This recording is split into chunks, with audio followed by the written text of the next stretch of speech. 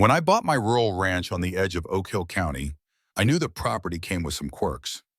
One of them was a legacy irrigation system, a network of underground pipes running from a well I owned, installed decades ago by the original farmer.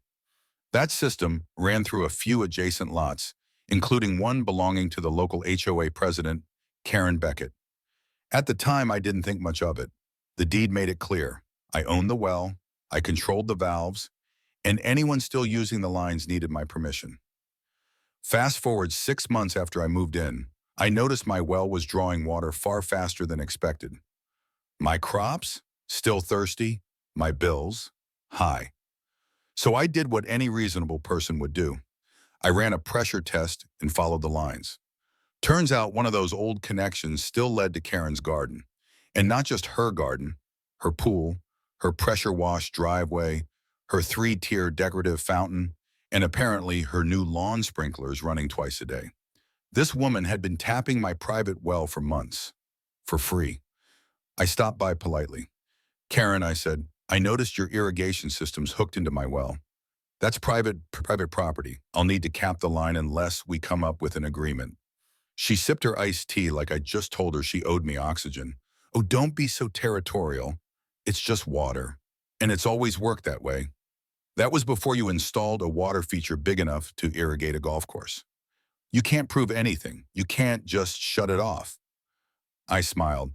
"Actually, I can. I upgraded the well system. It logs usage by valve, and I have it all backed up on USB. That got her attention. But instead of backing down, she doubled down. The next day, I cut the valve to her line and installed a locking cap. 2 hours later, there were flashing lights in my driveway. "Sir," said the deputy, "we received a report that you'd tampered with community utilities and endangered water access." I stared at him. Community utilities. That well is mine.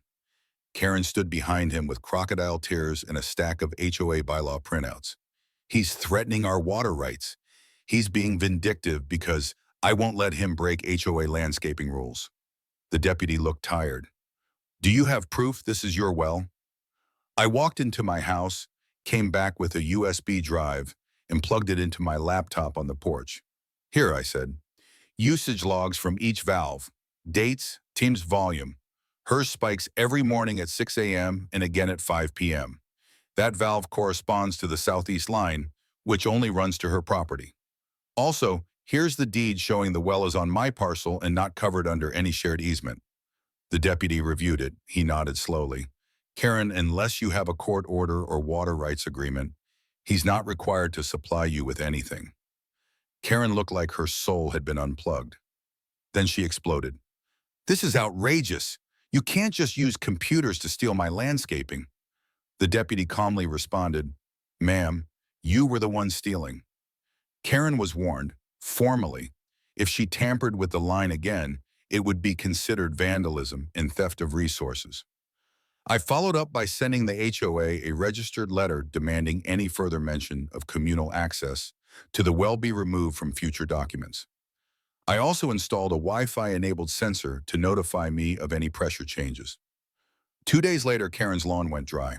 The fountain turned off. And guess who showed up at the garden supply store looking for drought-resistant plants?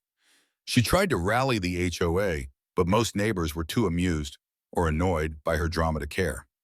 One even whispered to me, "I was wondering how she kept her lawn so green in August."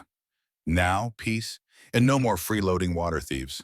And every time I walk past my locked irrigation valve, I smile, because sometimes the strongest weapon in a land dispute is a USB stick.